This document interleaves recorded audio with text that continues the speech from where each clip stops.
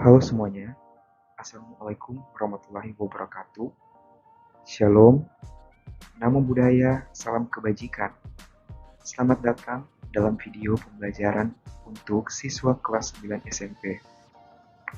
Dan saat ini, kita akan sama-sama mempelajari tentang pewarisan sifat pada makhluk hidup bersama saya, Gerald Untungan. Kompetensi dasar menerapkan konsep pewarisan sifat dalam pemuliaan dan kelangsungan makhluk hidup. Dan tujuan pembelajarannya, melalui aktivitas pembelajaran ini, peserta didik akan mampu 1. Menjelaskan materi genetik yang berperan dalam penentuan sifat, dan 2. Menyimpulkan bagaimana materi genetik diwariskan pada setiap generasi.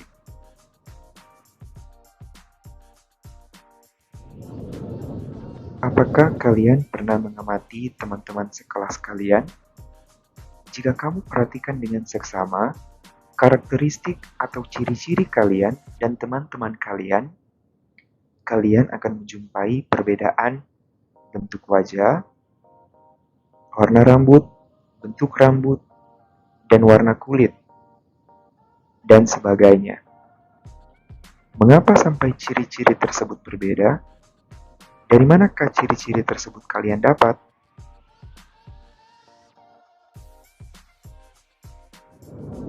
Coba kalian perhatikan ciri-ciri tadi pada orang tua, kakak, adik, kakek, dan nenek kalian.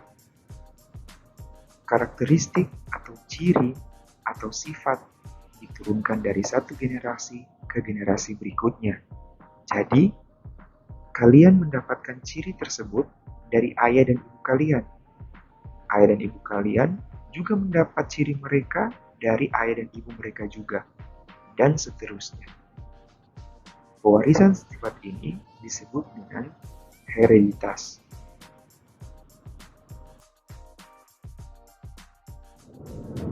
Nah, karakteristik atau ciri atau sifat fisik makhluk hidup dikendalikan oleh gen. Gen merupakan bagian dari DNA.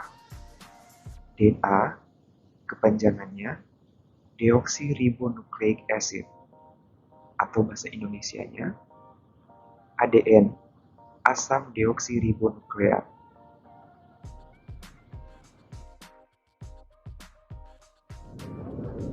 Kemudian, kalian mungkin bertanya, di mana letak DNA itu? Misalnya kalian adalah siswa SMP, misalnya pada bagian kulit kalian. Pada bagian kulit kalian, ada jaringan kulit. Nah, di dalam jaringan tersebut tersusun dari sel-sel kulit. Di dalam sel kulit tersebut, ada inti sel. Di dalam inti sel tersebut, ada yang disebut dengan kromosom. Atau untaiannya disebut kromatid. Nah, untaiannya jika diurai lagi disebut kromatin. Kromatin ini merupakan DNA yang terlilit pada protein histon. Jika proteinnya kita keluarkan, yang tersisa adalah untaian panjang DNA.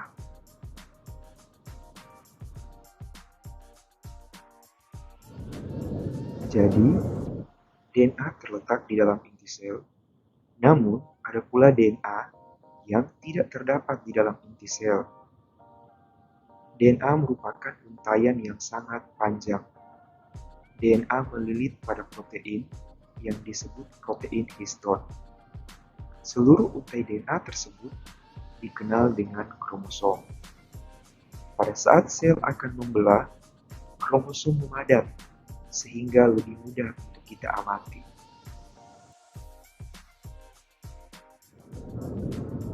Pada saat sel akan membelah, kromosom memadat sehingga lebih mudah diamati. Sebagai contoh, kamu dapat melihat kromosom dengan jelas pada sel akar bawang merah.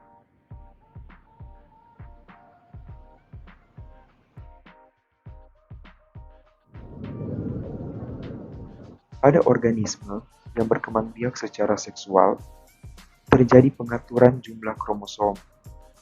Kromosom pada sel tubuh dinamakan autosom, susunannya berpasangan atau disebut dengan diploid 2N. Kromosom pada sel kelamin dinamakan gonosom, susunannya tidak berpasangan atau disebut dengan haploid N. Artinya, jumlah gonosom hanyalah setengah dari jumlah autosom. Manusia memiliki 46 buah kromosom pada autosom. Itu berarti jumlah kromosom pada gonosom hanyalah setengahnya, yaitu 23 buah.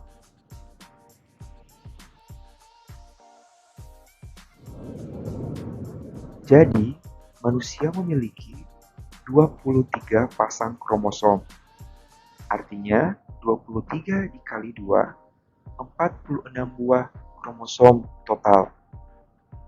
Pasangan nomor 1 sampai dengan 22 disebut kromosom tubuh. Pasangan nomor 23 disebut kromosom kelamin.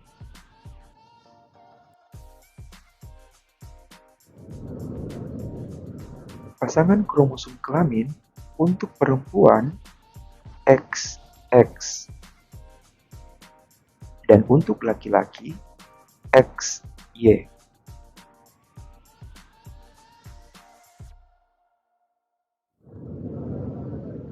Nah, jadi organisme laki-laki dan organisme perempuan memiliki kode kromosom 22 AA ditambah XY untuk laki-laki. Sedangkan untuk perempuan 22 AA ditambah XX. Dengan 22 pasang AA artinya autosom. 22 kali 2 sama dengan 44 buah, baik pada laki-laki maupun pada perempuan. XY pada laki-laki merupakan gonosom, dan XX pada perempuan juga merupakan gonosom. Totalnya 44 kromosom autosom ditambah 2 gonosom menjadi 46 buah total kromosom, baik individu laki-laki maupun perempuan.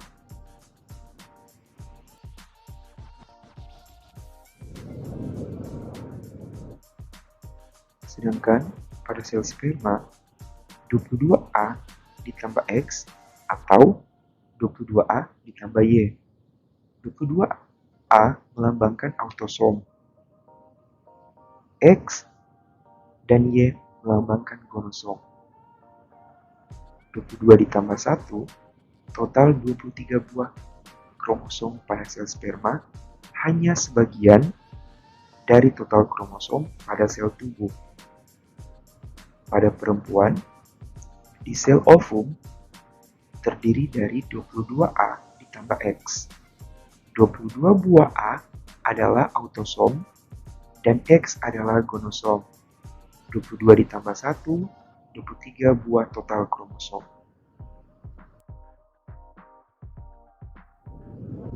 Jadi, jika terjadi fertilisasi atau pertemuan sel sperma dan sel ovum, ada dua kemungkinan yang akan terjadi. Yang pertama, 22A ditambah X dari sel sperma akan bertemu dengan 22A ditambah X dari sel ovum menghasilkan 22AA ditambah XX sehingga menjadi anak perempuan. Kemungkinan kedua, 22A ditambah Y dari sel sperma bergabung dengan 22A ditambah X dari sel ovum menjadi 22AA ditambah XY menjadi anak laki-laki.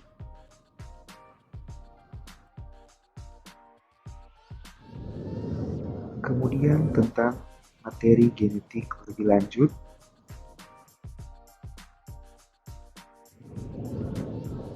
asam nukleat adalah molekul yang berperan sebagai materi genetik. Ada dua macam asam nukleat,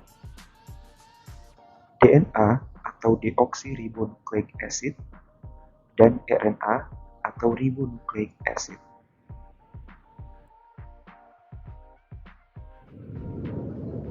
DNA memiliki struktur seperti suatu untai ganda atau dua yang membentuk heliks, sedangkan RNA hanya memiliki satu untai.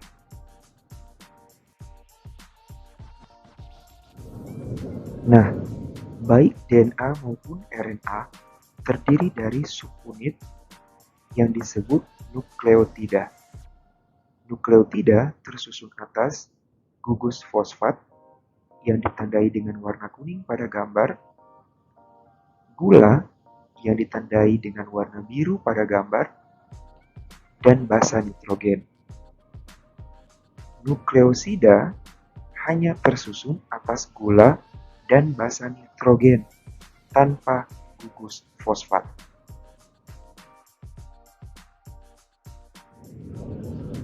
Struktur heliks sendiri pada DNA terbentuk karena adanya beberapa jenis ikatan kimia.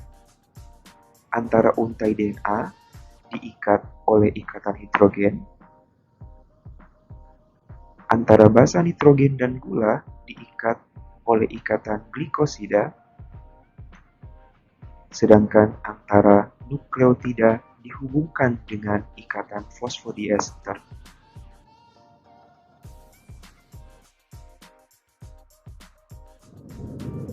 Perbedaan lainnya, pada DNA, gulanya berupa gula deoksiribosa yang ditandai dengan warna biru, sedangkan pada RNA, gulanya adalah gula ribosa yang ditandai dengan warna merah muda.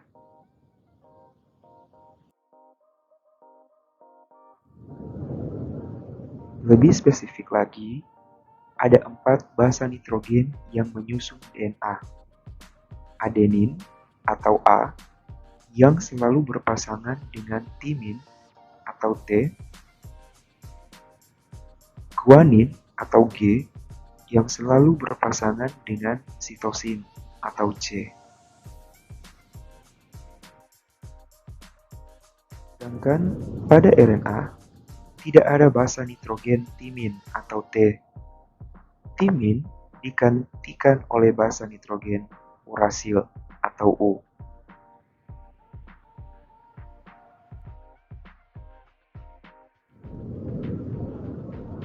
Basa nitrogen adenin dan guanin dikelompokkan dalam basa purin, sedangkan timin atau urasil pada RNA dan sitosin dikelompokkan dalam basa pirimidin.